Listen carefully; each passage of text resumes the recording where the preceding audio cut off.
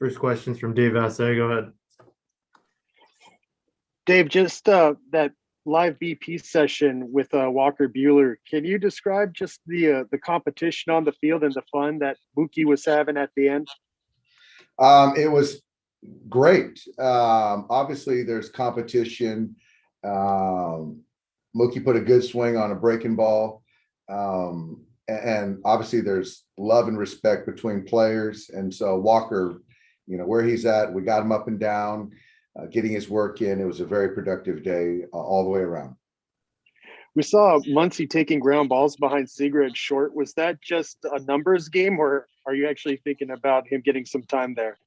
No, it's just more of Max is our first baseman, but in talking to Max, for him to move around, take grounders at short, just continues to help the arm strength, stretching it out, grounders moving his feet, which in turn will help him at first base. So I guess more of just keeping it, fresh for him, moving him around a little bit. When do you expect Clayton to throw to hitters? I don't know the exact day, David, but it's in the next couple of days, I would assume. Okay, one final one, just where Joe Kelly's at today. Yeah, Joe was a little under the weather last night, so just precaution to come in, get some medication, take a test, and then get back home to get some rest. And I expect him to be back tomorrow. Are you concerned how far behind he's getting? If it were a starter, certainly. As a reliever, a veteran pitcher, not as much. But certainly, we haven't had that buildup or that consistency yet from Joe. But hopefully he can come back tomorrow and continue that throwing program he's on. Thanks, Dave. Yep. Next question is from Jorge Castillo. Go ahead.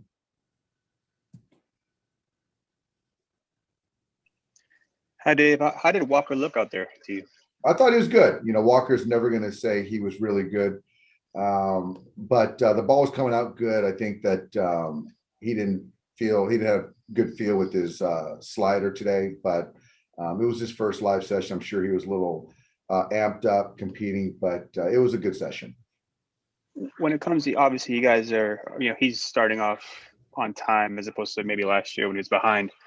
When it comes to the entire season, do you see him as a 180 inning guy, a 200 inning guy? How do you foresee that? Yeah, I really, for me to kind of project would be really, hard to be, accurate right now, but I would take certainly the under on the 200.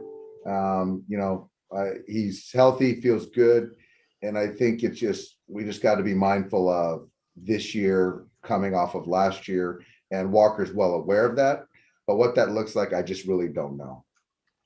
We talked to Mookie earlier, and he called this 2020 season serviceable, and that it got the job done. Do you think it was serviceable?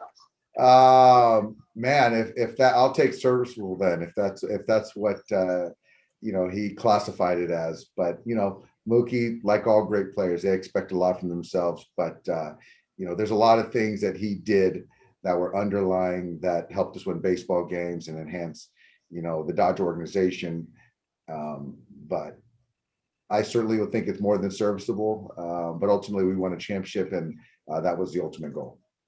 2020 was a weird year for everyone. I'm assuming for someone who's going to a new team with all the hype, it must have been, difficult to find a sort of a comfort level.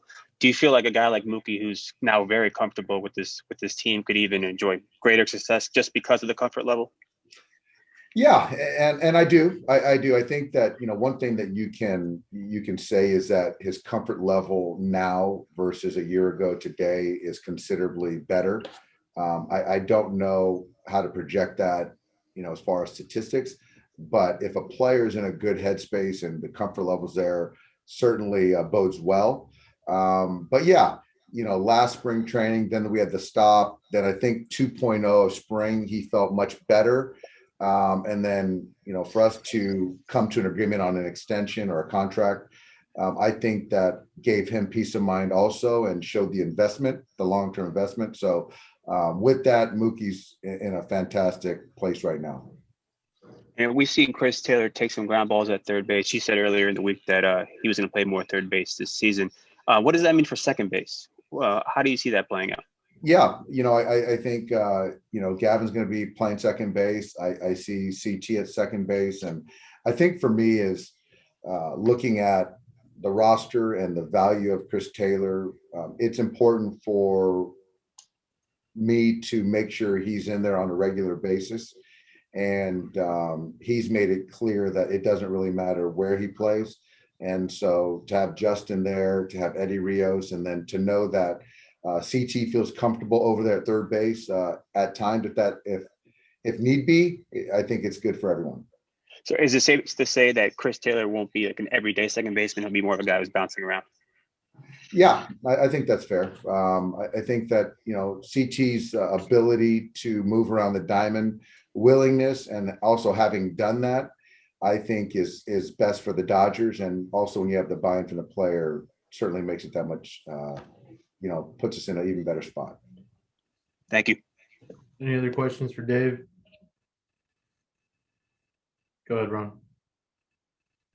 Hey, Dave. Brusdar obviously had a great year for you guys last year and was super productive. What's kind of the next step for him as he tries to, I don't know, maybe miss more bats this year or whatever it may be? What do you see as the next step for him? I think with Brusdar, it's a two-seam, 100-mile-an-hour heater. It's a breaking ball that he started to get more comfortable throwing to the lefty, and the ability to consistently continue to develop the breaking ball, to shorten it when he needs to, when he gets count leverage against the righty. That's the goal. And so right now he's working very hard each day kind of on that. And he just got to continue to develop. Thank you.